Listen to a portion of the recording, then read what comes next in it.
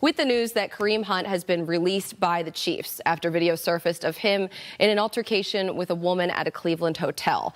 Now, the incident happened in February, but the video was just published by TMZ Sports yesterday.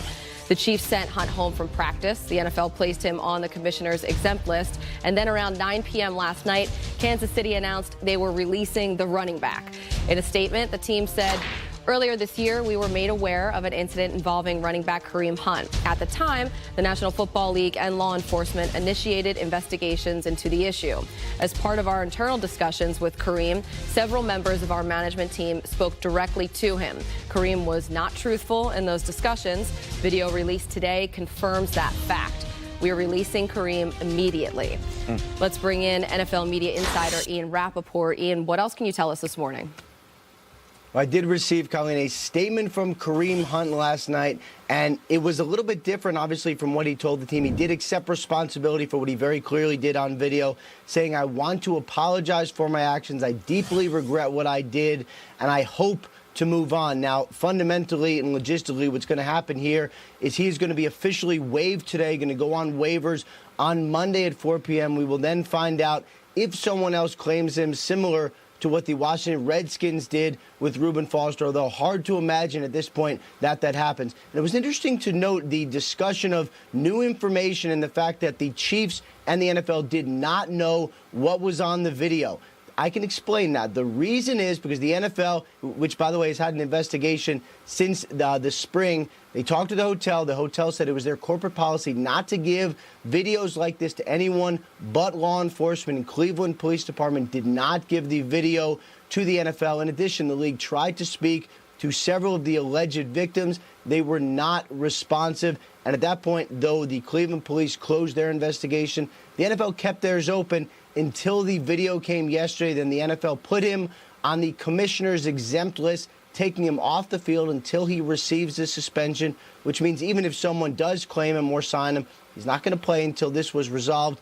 And then the Chiefs officially moved on one of their best players, clearly their best running back, now no longer going to see the field for them. Ian, bringing some clarity to this timeline. It all happened so quickly last night. Thank you so much for that. And obviously, this is difficult to discuss because we all have feelings. There's a lot of layers involved. There's a lot of things to take into consideration. But the bottom line is there were bad decisions that were made, and now lives are affected by it. And it's tough because you hate to see Kareem Hunt lose his job this way. But one of the hardest things to do as a man is to walk away. And it's extremely hard, and we've all been in different situations, but it's usually the right thing to do. Usually when you walk away, it's usually the right thing to do or always the right thing to do. Yeah, there's, I mean, we could honestly spend 3 hours just on this topic, but we're not going to do that today. Kareem Hunt, is he going to play in the league again? I mean, there's so many ways we can take this. We could take this, how it affects the Chiefs, how it affects everybody's lives. But what about Kareem's future? Even on that, there's two different conversations. Should he play again, and will he play again? A lot of people made the comparison to Ray Rice. Ray Rice was toward the back end of his career. Kareem Hunt is in his prime. I know you don't want to necessarily sometimes think about how skill factors in and where a guy is in his time in his career, but it absolutely does. Look at the Joe Mixon situation. Now, he wasn't in the league yet, but there was a video of him knocking a woman out.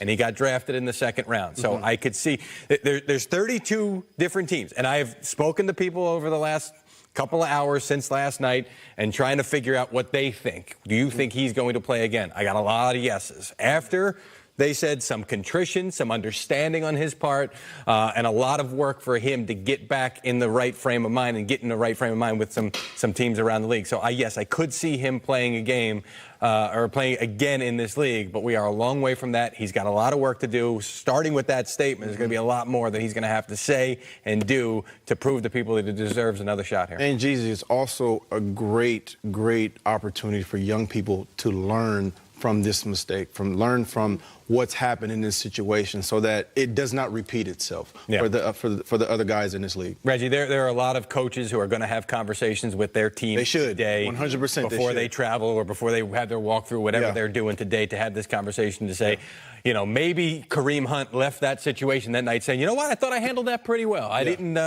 you know, strike her or anything like that. No, it does not take much, especially when it's on video, for people to see that and to draw their own conclusion. Cool.